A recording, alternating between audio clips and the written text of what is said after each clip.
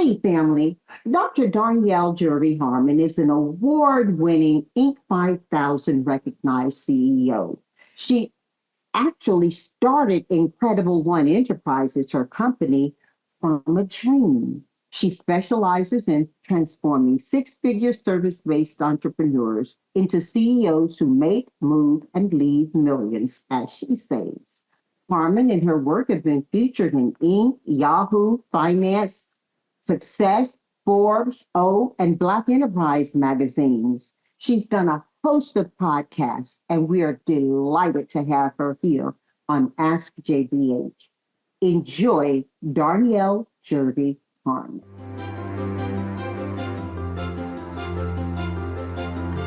Darnyelle, welcome. Thank you so much for having me, JBH. I am so excited to be here with you. Well, I'm excited to be here with you as well. It is, it's been a dream of mine to have you on Ask JVH because your story, while like so many others, is poignant, enriching, and teaching. It just touches my heart in a certain way. And there's so much for us to discuss. No better place than acknowledging your challenging early life. You were born to a drug addicted mother and father, and you actually experienced your mother's incarceration.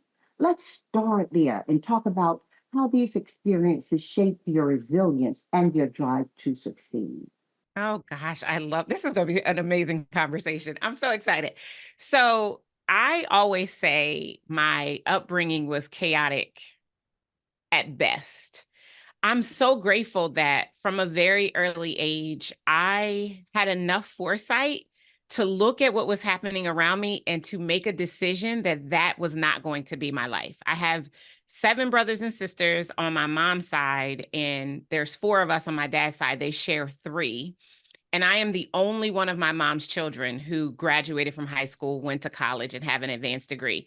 So very early, I just knew, and I don't even know. It was a sixth sense, maybe.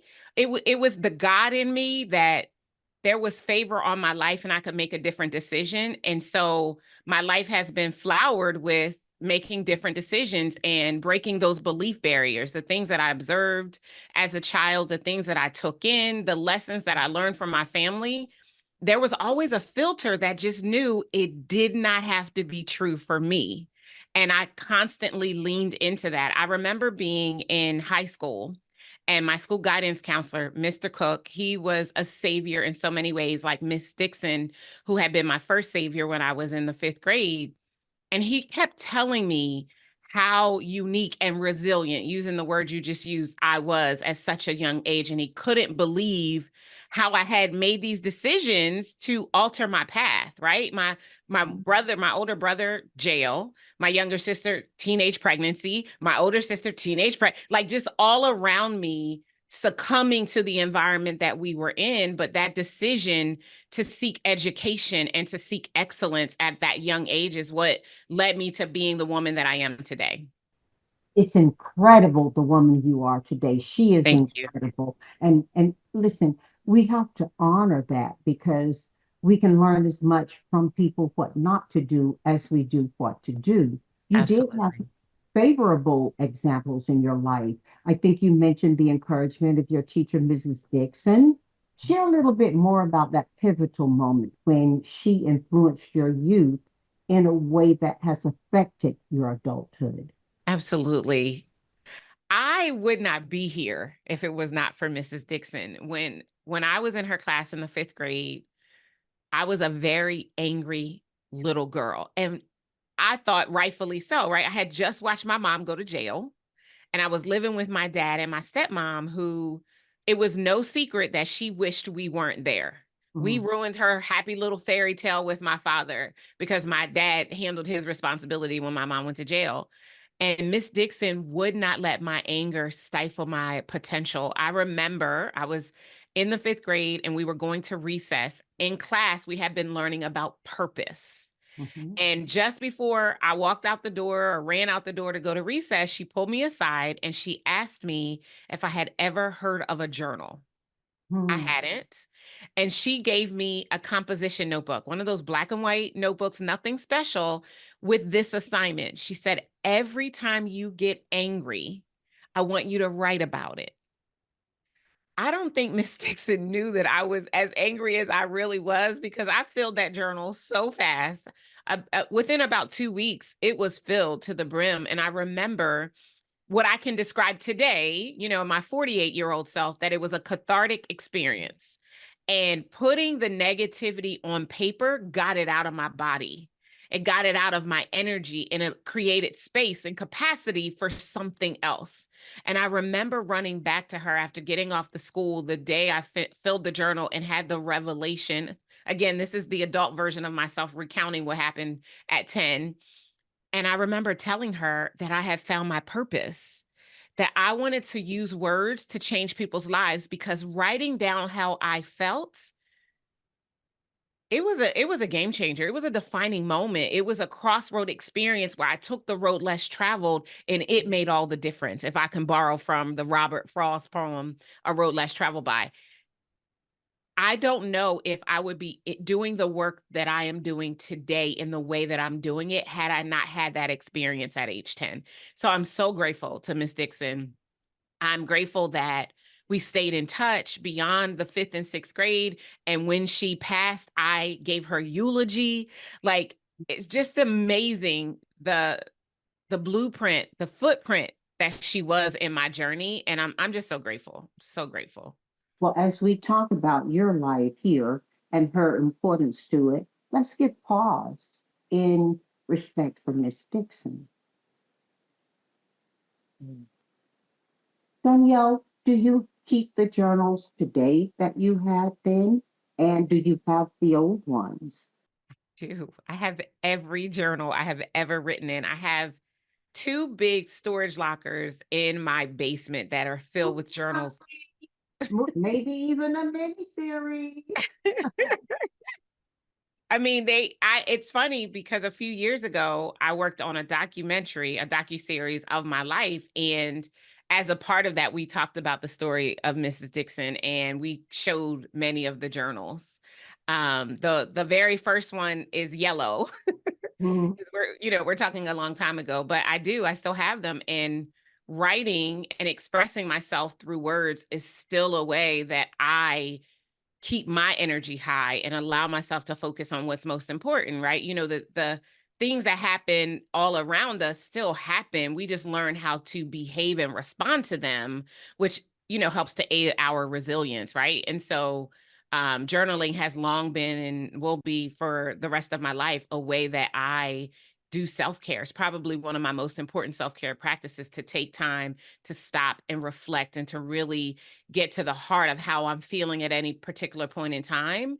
Because again, it gets it out of my body and allows me to create space and capacity for whatever might be next for me, which is important, especially when you're a high achiever. So all of our high achievers out there who are listening, creating that container to compartmentalize, or maybe not even compartmentalize, but to express how you are feeling when you maybe can't use the words to someone else, because it could create a reaction that maybe that you don't want, right? Because sometimes I can't relate to my husband how I'm feeling, but I can always take it to a journal and synthesize it. And then when it's no longer a space of anger, I can detach from it and have a productive conversation and express how I'm feeling and speak my truth.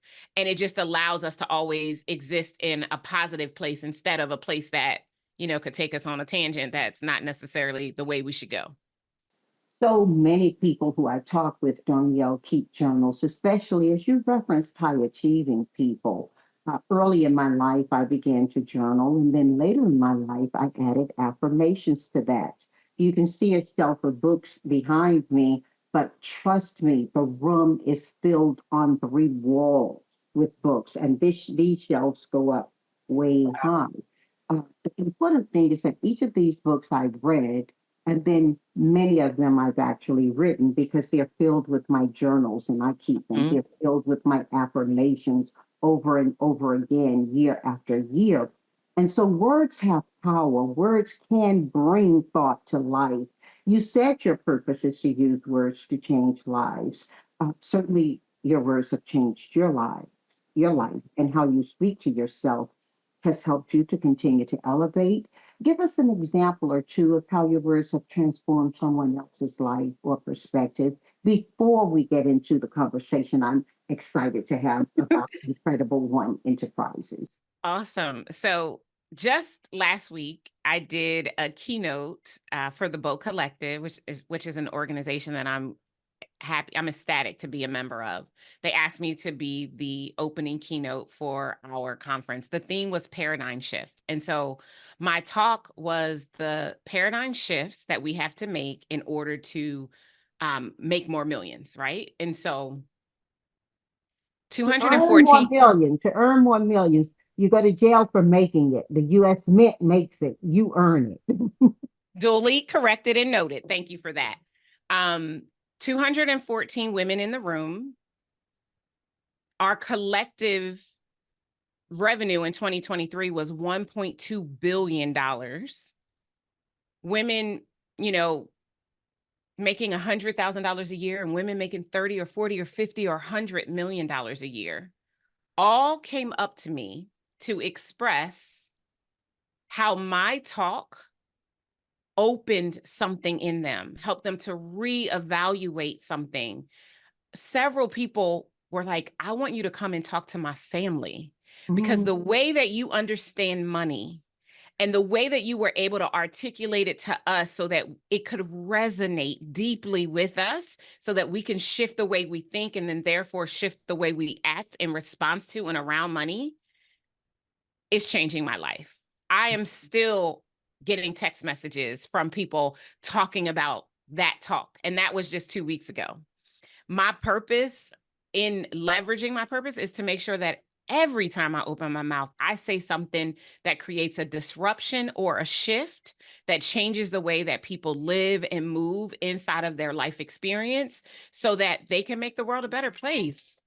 I think, sorry about that. I have these alarms that go off periodically throughout the day. I call them my abundance alarms, to remind me that I sit in the significance of abundance. And so that was my 7 o'clock alarm. My apologies, I should have turned it off. But I do that just to keep myself centered and grounded, because when you are a high achiever, when you're the CEO of a company, sometimes the things that are coming at you want to alter your state. And I want to sit in the significance consistently of just how abundant I am and what I have the ability to create. And that's another example of the types of things that I share when I'm speaking, because I think that art imitates life. And I think that once you figure out how to do anything that moves your life forward, there's an obligation to share it with other people, right? We often quote the Gandhi-ism, be the change you want to see in the world, right? We often quote that. And the best way to be the change you want to see in the world is to allow your words to influence how other people see things, so that they can also experience a change. And that's kind of the way I try to live. Love, love, love, love, love it. Thank you. Now then, moving from a promising corporate career to entrepreneurship wasn't in your initial plans, right? It wasn't. What was the turning point that made you realize you needed to pursue your own path in a different way? I'm so glad you asked me this. This is something else I really love talking about. So I was 12 years into my corporate career when I started to question if there was more to life than sitting behind someone else's desk.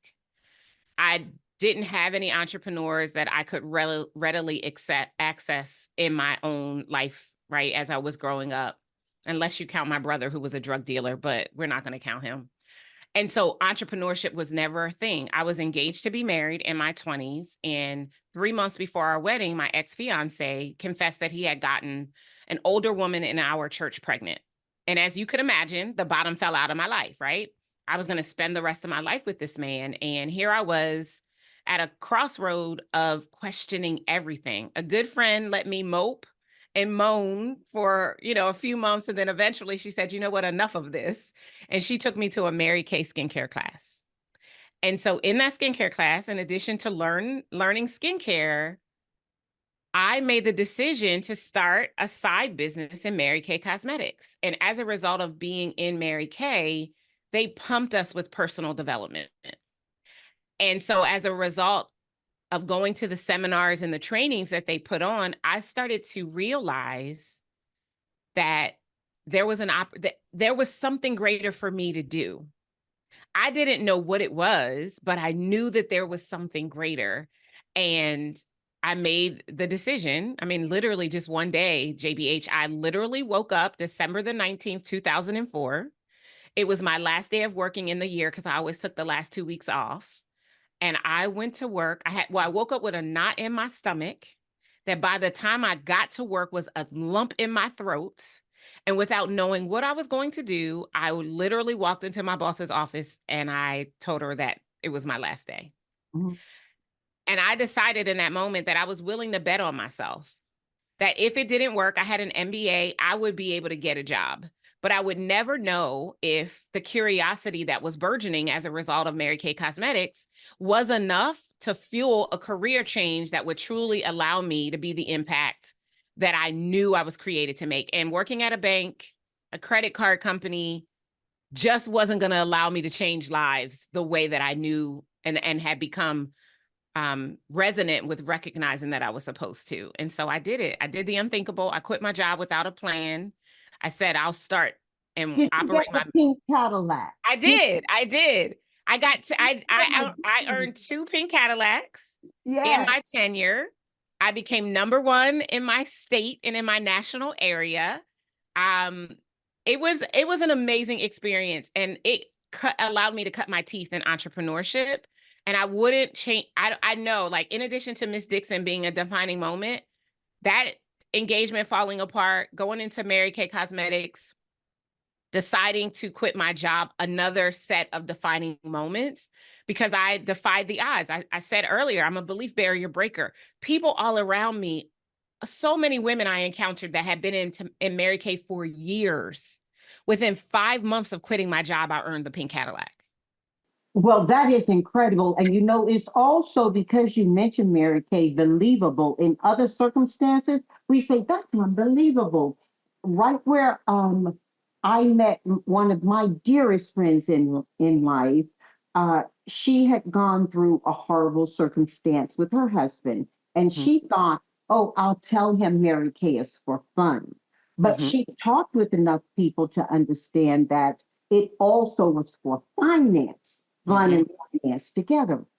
She learned bookkeeping. She learned other areas of personal grooming about how to teach it. She had it in herself, how to teach it. mhm. Having it and teaching it can be different things. Yep. Uh, she got the pink Cadillacs. She never did leave her husband, but her earning power changed his perspective of her. Yeah. Therefore, it changed how he treated her. And I asked her, what was it about Mary Kay different than anything else? She said, well, actually, it's the opportunity for me as an African American woman to grow because she felt absolutely no differences there with respect to her race or skin, other than how they taught them to bring out the beauty of it differently than other cosmetics did. And she said it was Mary Kay's life motto, don't limit yourself. Mhm. And she said that really hooked for her. As Yep. I sit here and I talk with you, Darnyelle, I'm seeing you an elevation and an iteration of that very teaching. And so Wow. I'm just thrilled for our family to hear your story and learn from you. You described something once. You said um, your decision to leave your job was your Keith Sweat moment. Let our family who don't already know understand who Keith Sweat is and how that played into that day. Walk us through that day and how you felt making that life-changing decision without a clear plan. Yeah. And Sweat don't try this at home, family. Don't try this at home, okay? So I remember waking up December the 19th, 2004, and immediately upon waking, the very first thing I do as soon as my eyes pop open is I spend time in immense gratitude. I pray. I set intentions for my day. I do that before I get out of the bed, right? And so I remember starting the process to pray, and I felt this quickening in my spirit that something, something, something, something just ain't right, which is the lyrics to Keith Sweat, who is an R&B singer, very popular in the 90s. I mean, he's still out there now. He did some work with Laverne and Johnny Gill and Don't sleep LSG. on Sweat. Don't sleep on Sweat. Well, you That can't. don't sleep on him. Don't sleep on him. Listen, his music is timeless. I still listen to it to this day. But immediately that that song just popped into my spirit. I speak a lot of time in music, right? Mm-hmm. And as I got up and I got dressed, I'm still praying as I'm getting dressed and I'm about to walk out the door. And I have this knot in my stomach. And it, for me, fear has become an indication that my next level is present. Mm-hmm. I don't allow fear to stop me. It's not a flight response anymore. It's a lean in response, right? What is about to happen? And so I had this knot that was nervous energy, that was fear, it was anxiety, because I knew I had to do something that I wasn't prepared for. And I drove to work and I'm talking to myself and I'm praying the whole time. And I've got music playing in the car to just try to calm my nerves a little bit. And by the time I crossed the threshold in the parking lot, I was clear that this was my last day. And I didn't know what I was going to do. I didn't have a letter of resignation prepared or anything. Mm-hmm. I got out of the car. I walked into the building. I waved to the security guard. I hit the button to take the elevator up to the second floor, got in the elevator, hit button number 2. And by that time, this knot is now sitting right here. It's a lump in my throat. And I'm nervous and I'm like, I'm going to go. I don't have a plan. And now at this point in time in my career, JPH, I was making $120,000 a year. I was doing well. I'm like 27 years old. I'm a mover and a shaker. I had progressed in my career so substantially. And my boss at the time, the director of the department, because I was a department manager, looked to me as a leader, right? And was probably secretly grooming me to continue to elevate in the career path within the organization. And I got to my desk, I put my bag down, I grabbed a legal size pad of paper. I have never gone into this much depth into this story. I didn't even talk about it this deep in my book. I scribbled on the paper, JBH, today is my last day. And I signed my name and I knocked on her door. She said, come in. I went in and I said, good morning, Carolyn. How are you? And she said, it's already been a day. And I said, well, I think this is going to add to it, but I just need to let you know. I handed her the piece of paper and said, today is my last day. I paused, not looking for her permission, but to make sure she understood that I was serious. And I turned around to walk out.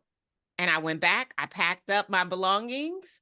I didn't even stay for the day. Like I literally went and packed up my belongings. I called my bestie who was off that day and we went to lunch. And then I remember screaming when I got in my car. I'm like, oh my gosh, what did I just do? I just quit my job. I don't know what I'm going to do. My Mary Kay business at the time was mediocre at best. It was not amazing. And so I'm like, I don't know what I'm going to do. I was smart enough to have savings. That was one of the things my dad taught me from a very young age. He had me when I was 13, I had to put 50% of every check in the bank. Mm-hmm. And even though he stole that money from me, he was an addict, as we talked about already. Even as I grew to become an adult and I started to get a paycheck, I was very big into saving. So I had a cushion to guide me for a period of time until I figured out what I was going to do next. And many of us were brought up, as in my house, where you were taught to save 10%, hide 10%, and keep cash in the house. That's right. Taught that. Was that yours too? Absolutely. Absolutely. That to the T. Mm-hmm. Mm-hmm. And it made a difference. Now, what ended up happening, now this was God and me making the decision to quit my job. So I quit on December the 19th. Well, on January the 5th, the company announced layoffs and severance packages for all of the employees. Because I left, because I had that 2 weeks of vacation, my actual end date wasn't going to be until January the 6th. I ended up getting severance and got paid for a full year to go out and figure out what I was going to do with my life. I took all of that money and I invested it. Won't do it? Won't he do it? Listen, I mean, it was for me, it was the God wink that this was what I was supposed to do, that I was supposed to walk away from that job. And it took me about 2.5 years. I did Mary Kay full time before I realized that I was supposed to start Incredible One Enterprises. But I am just grateful that I have always been for you.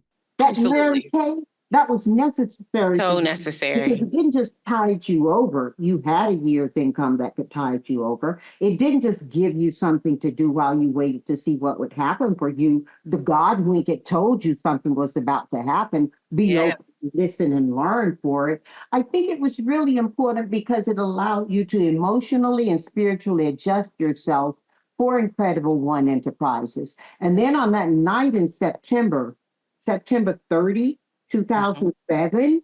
Mhm. Wow, you dreamed Incredible One Enterprises. I What did. Darnyelle led this vision to come to you, and really, how did it evolve from an initial dream to this reality, this beautiful reality? So I finished my second pink Cadillac on September the 30th, 2007. Unlike the first one, which happened without me even realizing it was happening, the second one I really had to work for. And I hold the belief, JBH, that when God gives you something, it doesn't need batteries. And Mm, so I worked really, really hard, which was an indication to me that this was coming to an end. And so that night after we finished, whoo, blood, sweat, tears, the whole nine, as I was going to sleep, I said, Lord, I know you have something else for me. Will you show it to me? Now, I did not expect for my dream to reveal it. And so what happened in the dream is I saw myself, I was dressed to the nines and I was walking into a building that had a marquee that read Incredible One Enterprises. Now, before that point, there was no thought of my own business. There was absolutely not a business name. There was no visions of an office building that would have my name on it. So I believe that when you are in alignment with your creator, he will speak to you in a multitude of ways, right? We know that for Moses, it was the burning bush, right? You know, mm, it could be any scenario. And for me, it was a very clear and vivid dream. There was no questioning when I woke up that God had delivered the answer to the prayer I had just made to him the night before. And I immediately sprang into action. I was like, okay, my company's name is Incredible One Enterprises. Well, what do we do? And God reminded me, when you were a little girl, I gave you your purpose to use words to change the lives of other people. And so for me, that meant two things. I was going to write because I love writing. So I wrote my very first book and I was going to get myself booked to speak. And that's what I did. My first book is called If You Understood My Past, You Would Understand My Praise. And it chronicles my story about my first ex-fiance and that, that clash that was actually a defining moment, right? I believe that the definition of salvation is being snatched out of harm's way. mm, One of my good friends, Patrice Washington, says that first, God gives you a pebble, then he gives you a rock, and then he hits you with a boulder. mhm, That what mhm, happened with my ex-fiance was my boulder, because if I would have paid attention to the signs, it would have never gotten to the point where he would have gotten someone else pregnant 3 months before our wedding, because I was never supposed to marry that man. thought was good because he got to be before and not Yes, months after. absolutely. Darnyelle, you face significant challenges that you're sharing with us here, including not just disappointments, but financial struggles. And you had enough of that in the early years of your business. How did you maintain your faith and your perseverance during those times? Let's go there. Let's talk. Yes, absolutely. So in 2010, officially, I filed bankruptcy.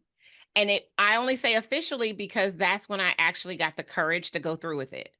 I knew I needed to file before then. I made some terrible decisions with money. There is no excuse. I was not taught, right? I was born and raised financially illiterate like many of us. Mhm, And what I thought you did with money was actually not always sound, right? And so I made some really bad decisions. By the time I was 35 years old, or yeah, around 35, I had $250,000 in credit card debt. mhm, I shudder as I think about it, not because I'm no longer embarrassed about it, but there was a point in time where it was a place of shame and guilt. And that is part of the reason why it took me so long to file bankruptcy, because I was so afraid of what people might think. But what I had to recognize and remember, JBH, is that my father in heaven, he saw me as who he approved me to be before I was formed in my mother's womb. So your question was, how did I maintain the faith? How did I allow these circumstances that are debilitating, that could take anybody and put them into a sea of depression, to actually be some of the most important defining moments in my life? Is because I have never forgotten who I am and whose I am. I Mhm. am a God girl unapologetically. And the God in me recognizes that I am not the sum total of the mistakes that I made. And that making a mistake doesn't disqualify you from greatness or favor. In fact, I'm going to go so far as to say that failure comes before success everywhere, even in the dictionary. When I Mhm. think about some of the people I admire, and some of the people that if I had an opportunity to spend time and space with them, I'd want to pick their brain, their stories of overcoming the odds and massive adversity. They inspire me because I believe that, and I'll make it about me. For me to do the work that I do today, I would not be a qualified expert and vessel had I not experienced the challenges that I experienced with money. I wouldn't be able to help people to understand the significance of shifting their relationship with money and turning that into a business that could make them millions of dollars a year had I not gone there first, right? Like it's almost like it would be theory if I didn't live it. But the Mhm. reason why the frameworks that we utilize with our clients are so powerful and get massive results is because they're not theory. It's because it was my life experience and what I did to crawl out of the holes that I put myself in with my actions and my behaviors based on the things that I didn't know. So, Darnyelle, then you talk about it's not, it goes beyond theory, it's about living it. Many people are living some of the circumstances you engaged in. Many of them are listening to you right now. They may not take the path you took to entrepreneurship. Uh, Going back to work after feeling like a failure in your own business had to have been difficult. What did you learn from that experience that helped turn things around for you, that can be lessons to people who may not go into entrepreneurship, but still need to understand they're working for themselves in Yeah. somebody else's business? Yeah. Two things just popped into my spirit. Number one is a quote from Mary Kay Ash, right? She used to always say, "You can't give up because you never know what's around the next corner." Mhm. Right. And then the second is simply this: if it doesn't kill you, that means there's still purpose in you. If I wasn't supposed to be here after making any one of the myriad of mistakes I made on this journey, then I would have been taken out of here. But I'm Mm, still here to live, to turn the test into a testimony, to turn my mess into a message, because it can be used for someone else. I love the Marianne Williamson quote from her poem, Our Deepest Fear. She says, "One, as you let your light shine, you unconsciously give others permission to do the same. As you are liberated from your fear, your presence automatically liberates others." It mhm, was hard to be in the circumstances and situations that I was in at the time. But because I am a woman of faith, I always knew that failure is feedback. It's an opportunity to learn, it's not death.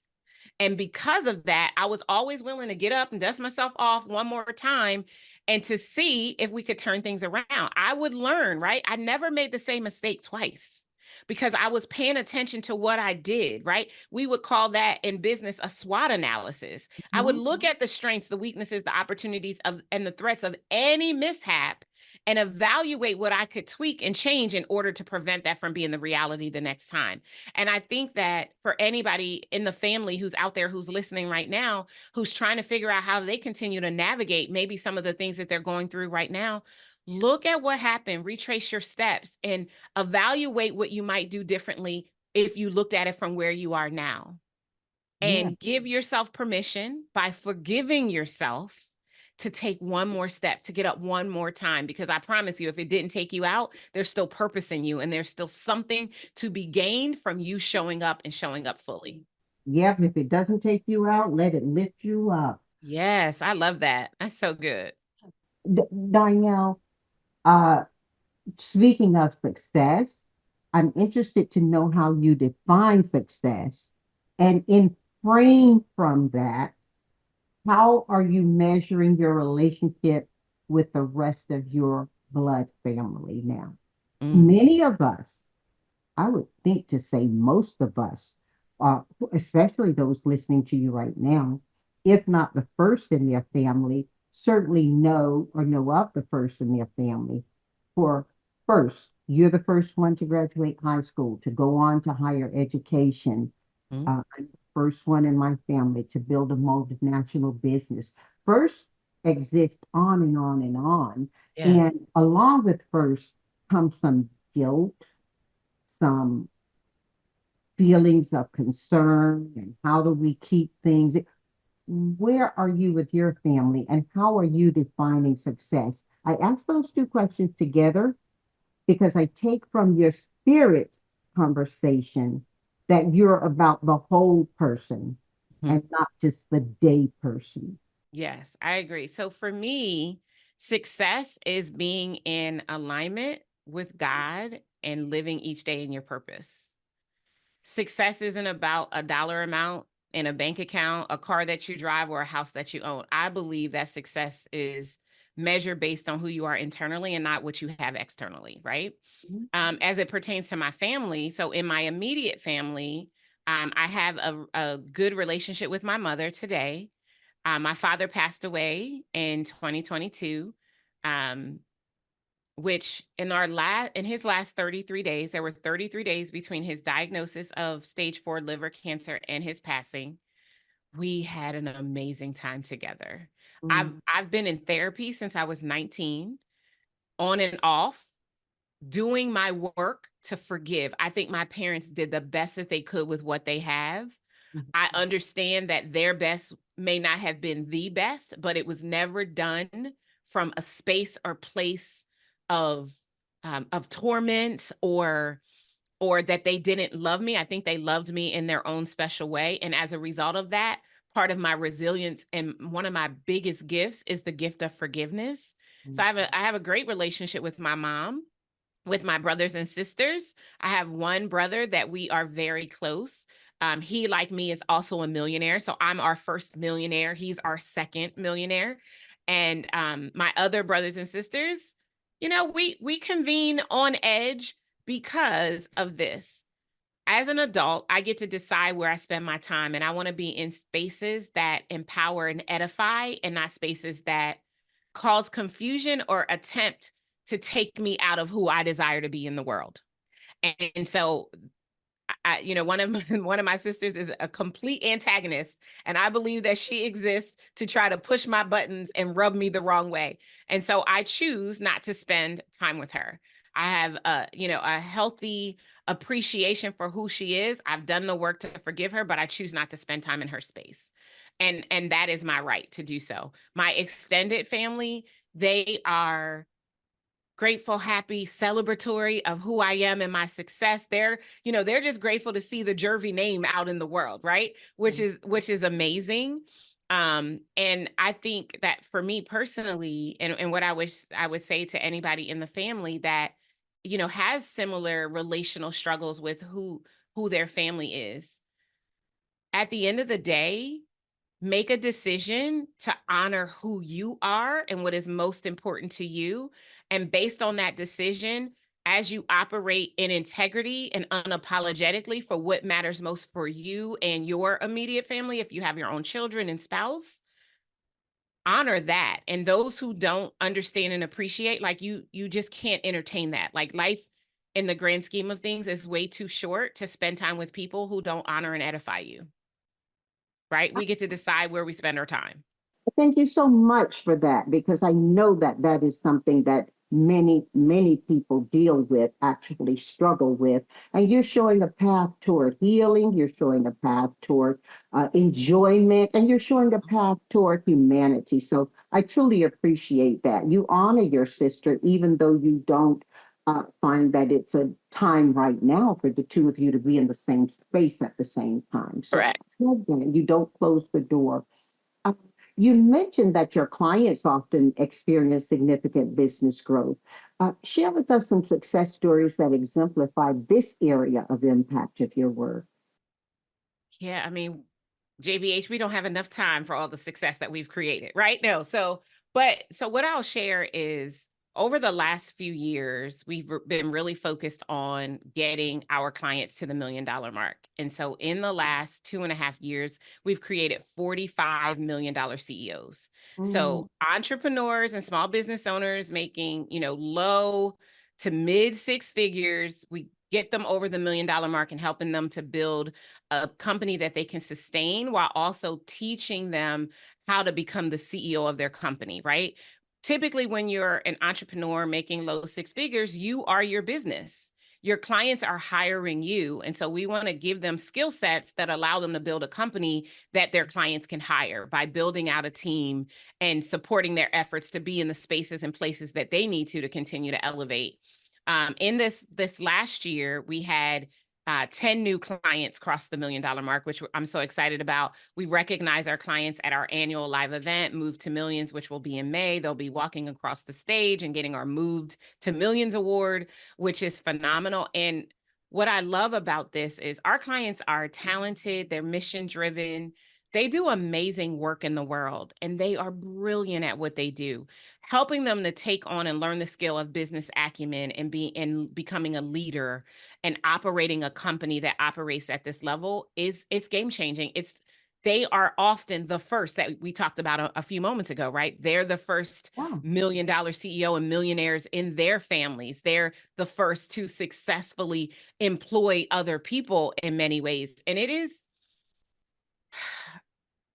all inspiring. And I am always so humbled by the fact that the girl from the projects of Wilmington, Delaware, am a catalyst for this level of change in other people's lives. And, I mean, listen, if you cut me, I bleed, right? I'm just as human as everyone else and crazy and quirky and all of those things. But it is so amazing and humbling to realize that I am using words to change the lives of other people. I am helping people to create generational wealth, right? I think we need more Rockefeller wealth in the Black community, right? We need more 7 generations of wealth existing because of the businesses that we build. I think about your own journey and trajectory and what you've accomplished with your company and making billions.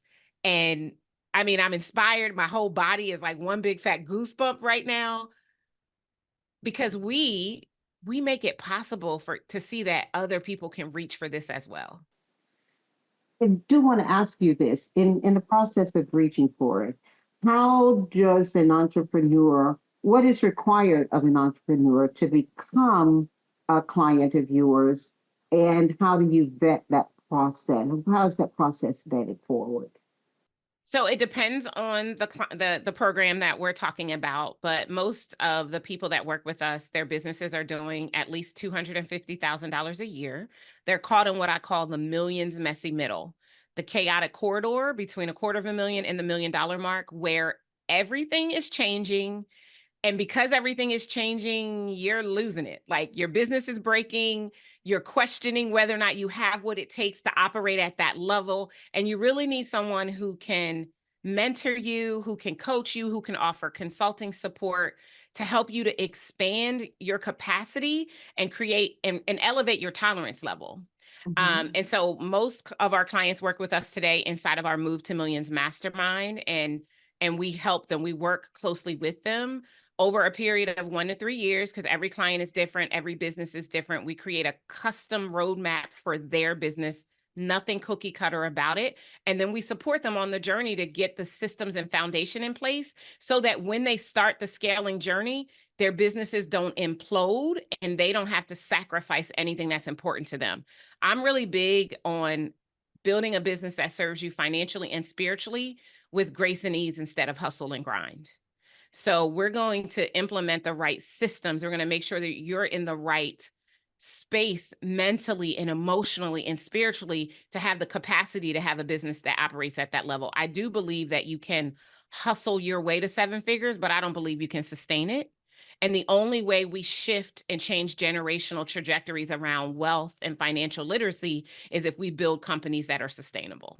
Wow, you're like a female McKinsey and Company. This is incredible. I love it. I love it. With a perfect verbal SAT score and the habit of reading a new book each week, how do you think this continuous learning contributes to your success? Is the reading of a new book each week something that's a part of that entrepreneur program that you're running? And what type of advice do you give people listening right now with respect to your own personal uh, practice? Yeah, so I believe that leaders are readers. Mhm. And JBH, I have watched TV many a time and never has money popped out of it. And so I believe that the amount of hours you spend watching TV is going to be equivalent to the amount of dollars that you are leaving on the table that are not coming into your business. And so I don't work all of the time. And we've talked about this. I love words, right? Hence Mhm. the perfect verbal SAT score in high school.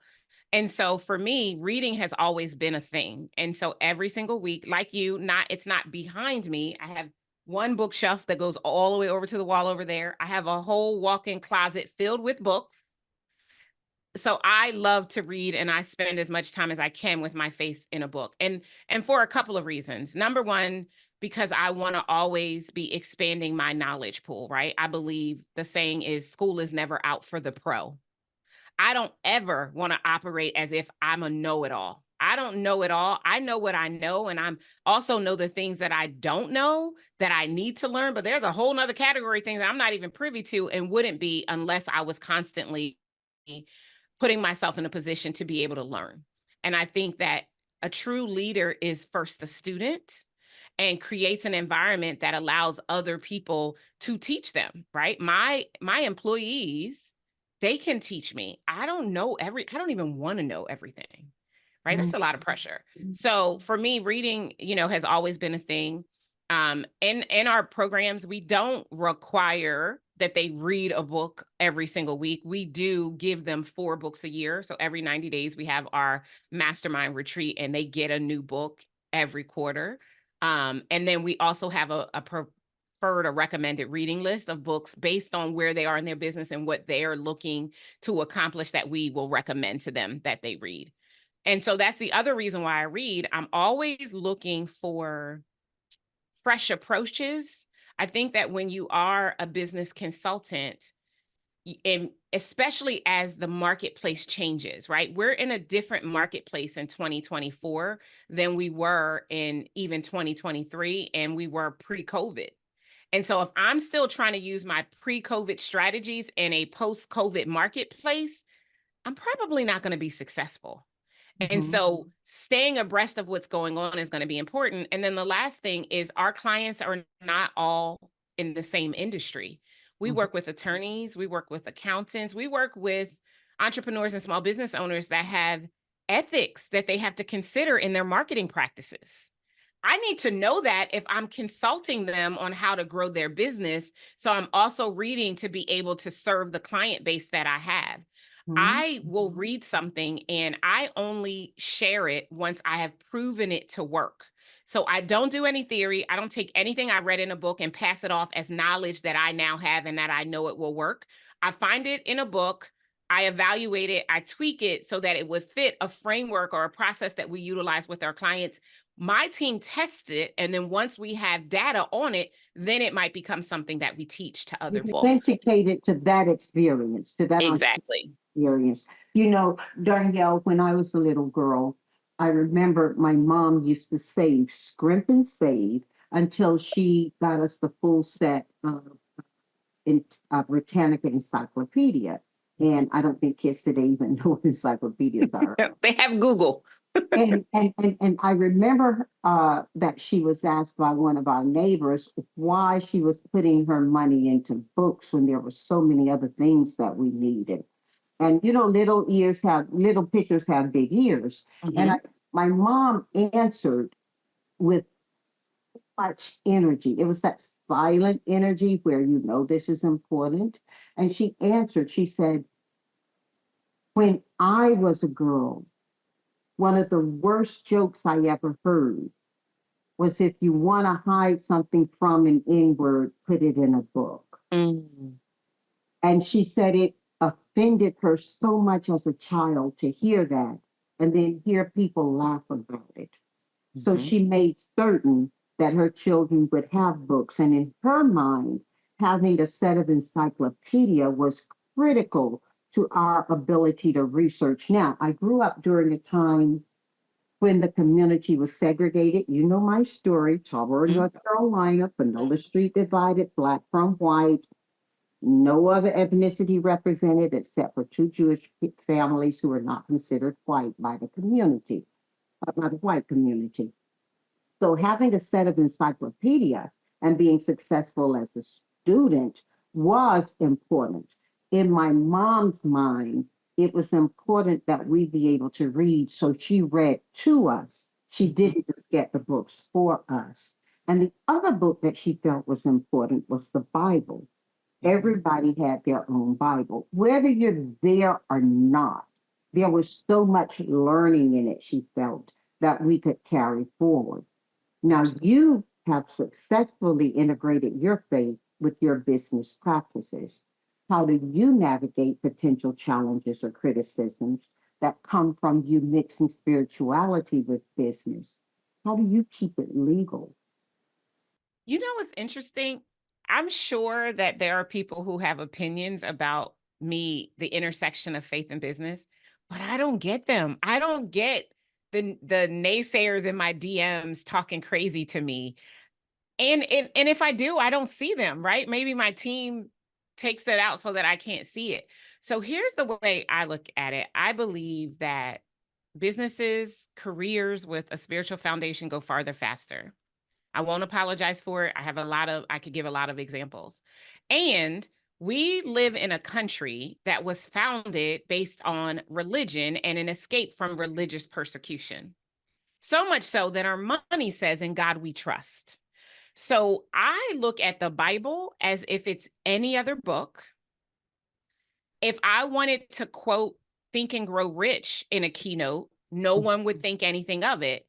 So I quote the Bible without making it something other than a source of illustration of the point that I'm attempting to make.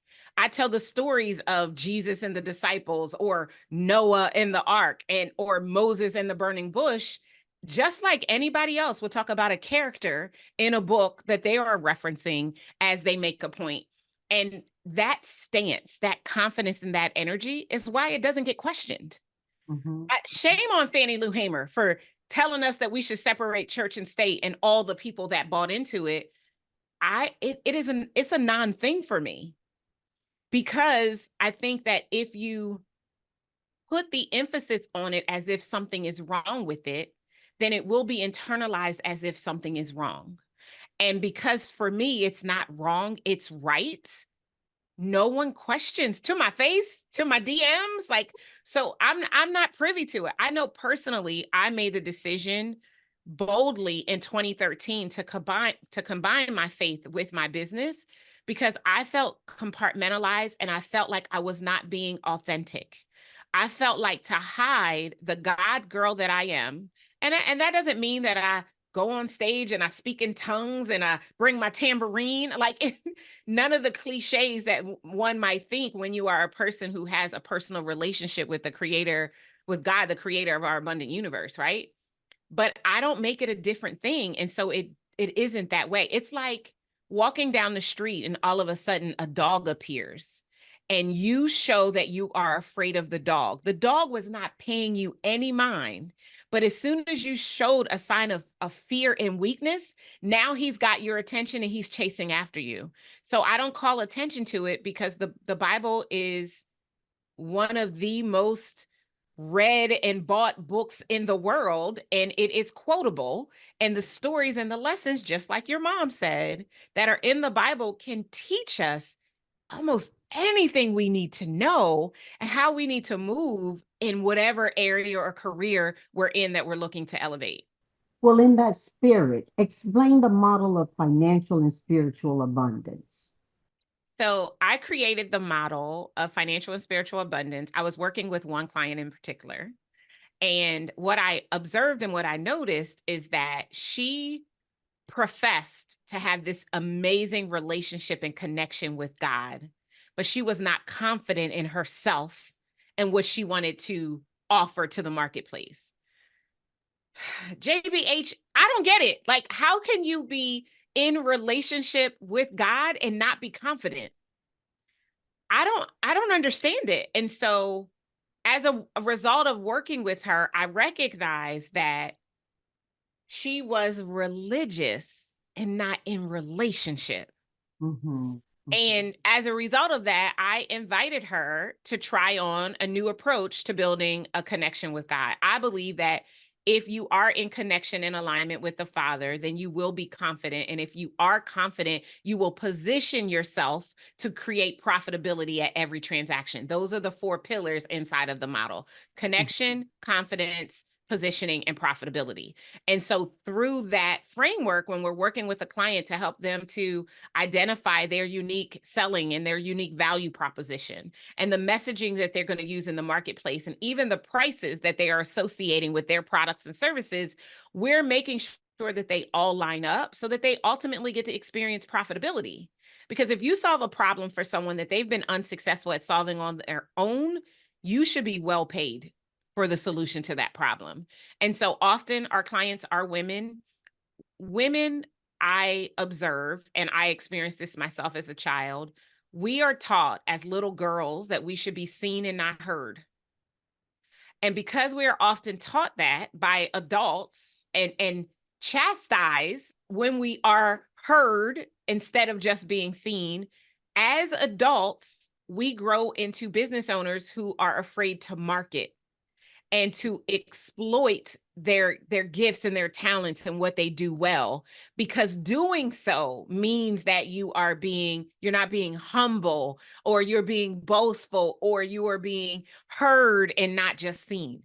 And so my way of dealing with that is to invite people to really look at who God is and what God says about us, and how, if we truly believe what he says about us to be true, we are doing humanity a disservice to sit on it.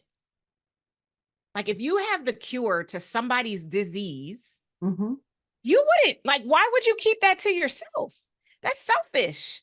And if you're selfish, can you really be in relationship and alignment with the Father? I don't know. It doesn't make sense to me. So, so I use that as a framework to help our clients to see that they really do have everything that they need to be successful, and their ability to speak and position themselves as the expert that they are is going to be directly connected to their ability to experience profit for what they do in the world. This is powerful teaching you're giving. Have you had any clients walk away when you begin to talk on the idea of modeling financial and spiritual abundance, or are they already aware that that's going to be a part of the package of their learning? Yeah. So I haven't had any clients walk away specifically for that. I mean, I've had clients that haven't been a right fit, and they were like, this isn't the right place for me, which is totally fine. And maybe that was the thing. It just wasn't discussed. Mhm. But I do think that people know it, right? I'm not secretive about who I am and my work, and the fact that I am aligning spiritual principles with business growth strategy for my corporate clients or for my entrepreneur and small business clients. So it's not a secret. I have had clients who would deem themselves to either be atheists or agnostic that come to work with me, and as a result, they find reason in their own life to seek a relationship with God. I don't pass the collection plate. I don't necessarily give the call to Christian discipleship. I live myself in a way that I think it is admirable and it is inspiring for people who want to experience joy, peace, and abundance at the next level to maybe consider it for themselves.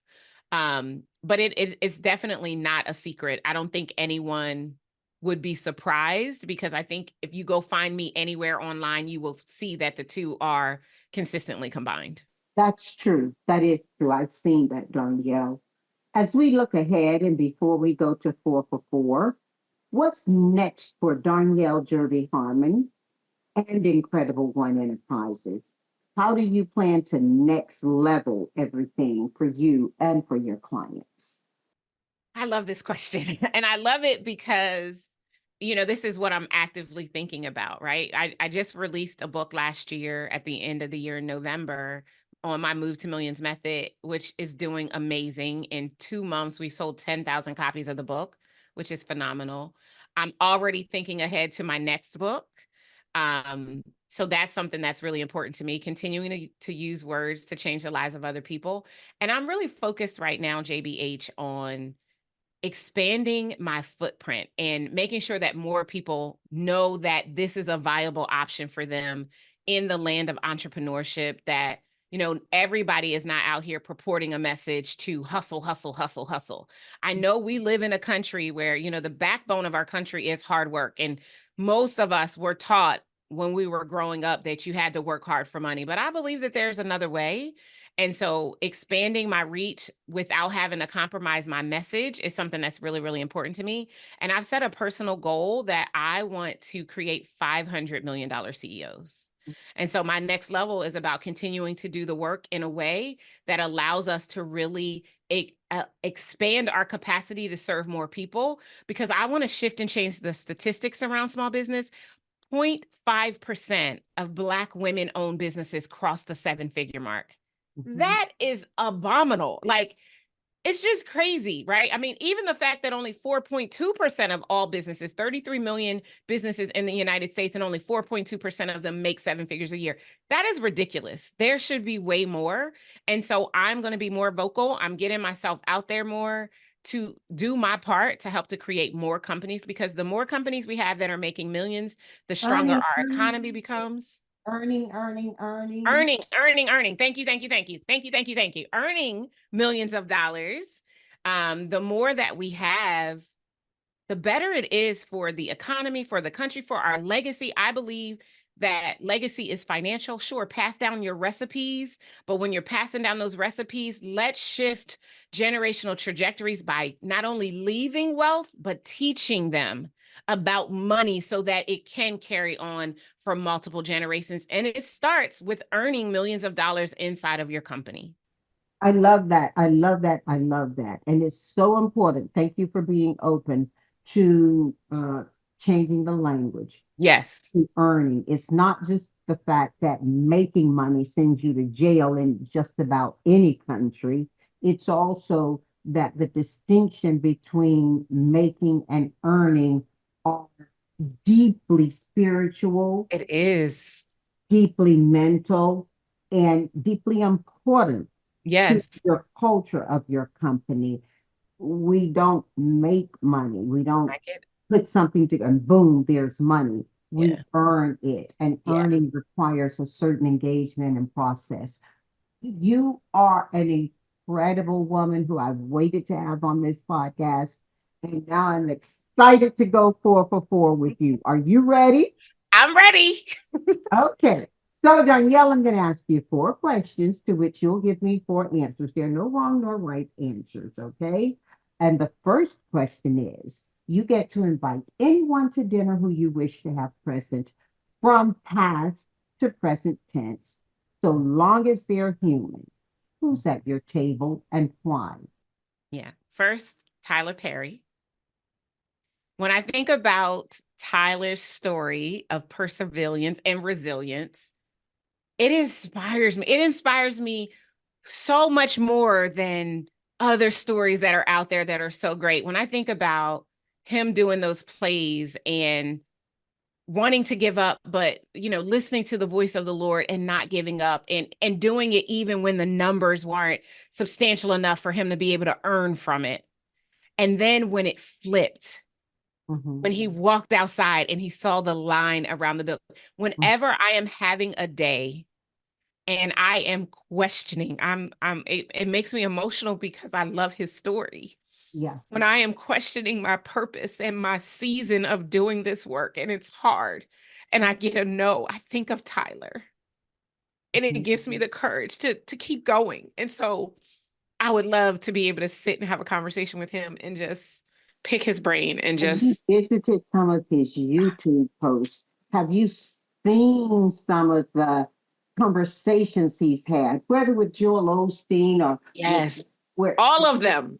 I had my nephew. We were in London right at the same time when the Queen of England, Elizabeth, passed away, and we were actually staying in the hotel looking at the building that her body was being delivered to, Mhm. with lots and lots of security around us. And I told him, just sit and just listen to these three that we were YouTubing, right? These three Mhm. links on YouTube. And he came back to me later and he said that was so powerful to him.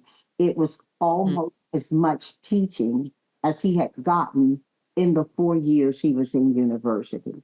Completely different Wow. content, but certainly Mhm. supportive of it. Tyler, I'm with you. I'm with you. He really does have a Yeah. gift on him, and I think he continues to give that gift forward. I think he may even have talked one time about when you have a gift, it's for you to share. It's not to Yep. keep it in a box and hold it. And So, I love his benevolence. He's so generous. Like I just everything about him. I just love it. Second person, Eleanor Roosevelt. And Eleanor, because I would love to hear the firsthand account of being the woman behind the man who made the decisions that flowered so many things that we see and experience today. Um, I've always been intrigued by her story and her journey, and I think it would be really cool to just sit down and have a conversation with her. and she didn't need to have it out loud. As a matter of fact, I don't think she Right. actually could have had it out loud Right. about what she was doing. I know I saw a picture of her on the wall at my alma mater, North Carolina A&T State University. Right? Right. Yeah, I was gonna say Aggie Pride.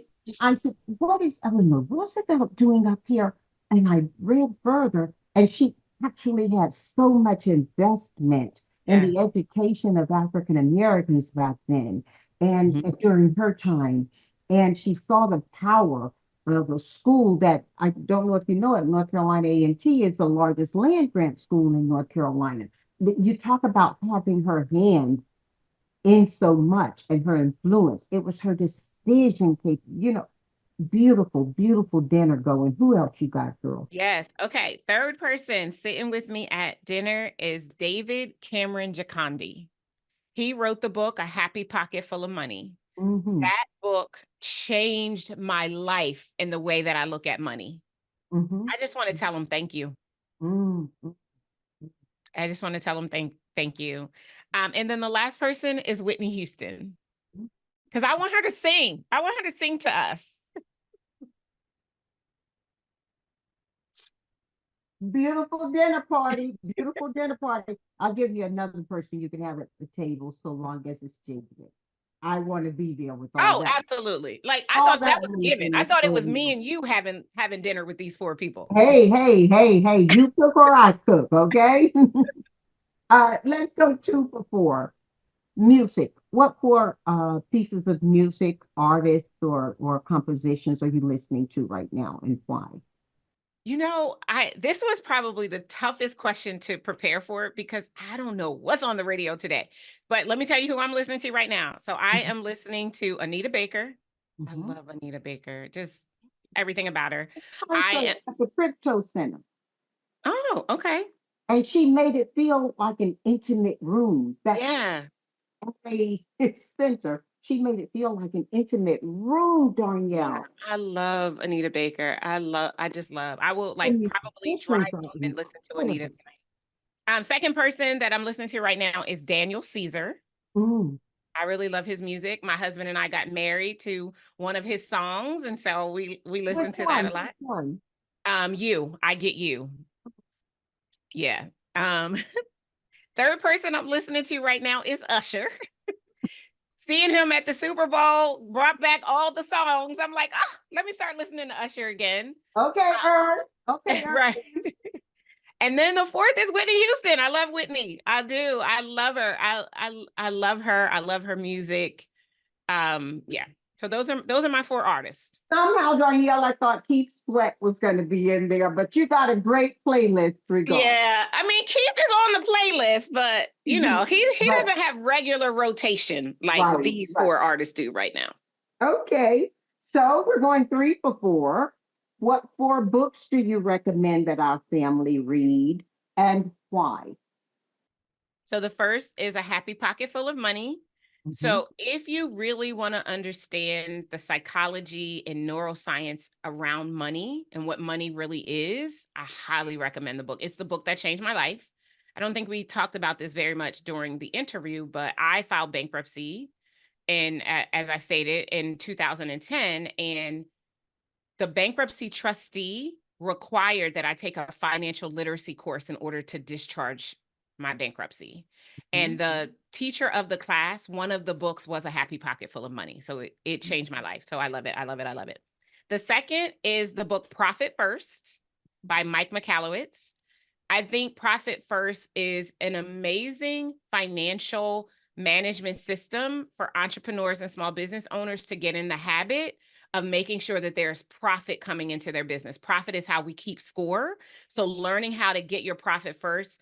Mike's assertion is, the traditional definition of profit is, sales minus expenses equals profit. Well, he says sales minus profit equals expenses. Get your profit first. Make sure that you're being paid well for what it is that you do. And then the third book, I think is the third one. Right now, this one was hard because I have a lot that I could say, and I had to do the fourth one that I'm going to do.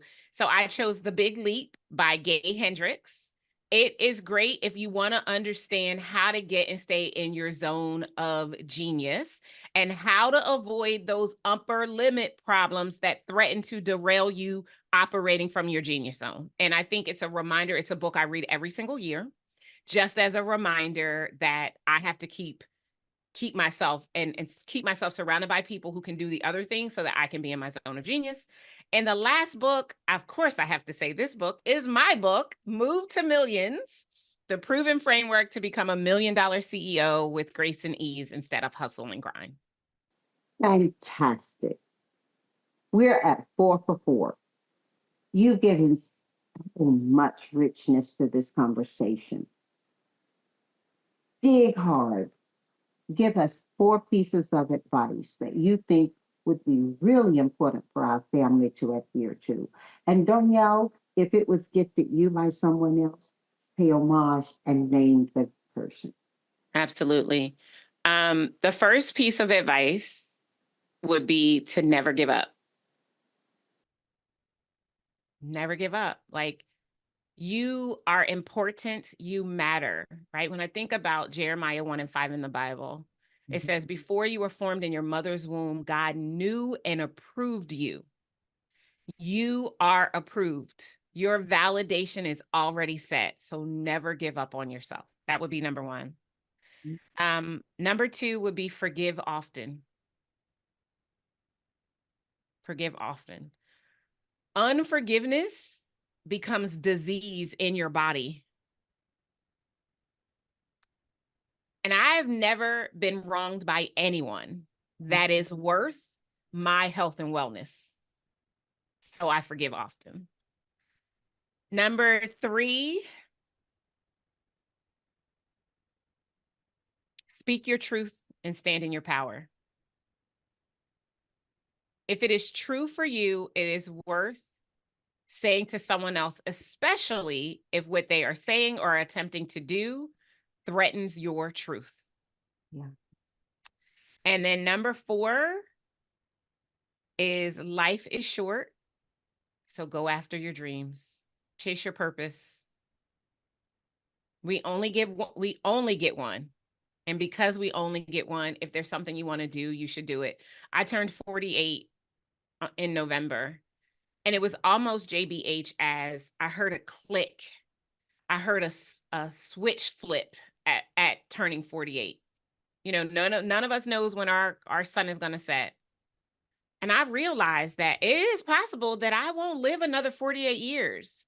And so it helped me to truly reevaluate what's important to me, what's priority, and what are the things that I want to do. And if it's something that I desire to do, I am doing it unapologetically. And making that decision is such a game changer for me because I have at many times in my life sat on the sidelines like, oh, Paris. I could go to Paris. I could afford to go to Paris. I'm a billionaire, but I'm not going to Paris because of all the things that I would have to do to be able to make it okay to go to Paris. No, if I want to go to Paris, I'm going to Paris. Like, it's just like, whatever it is that you desire to do, do it, and do it understanding that it's a gift, that first you have the desire, and that second you actually get to live out the desire. Wow. Darnyelle Jervey Harmon. What a visit. What a joy. From my heart to your home. Thank you.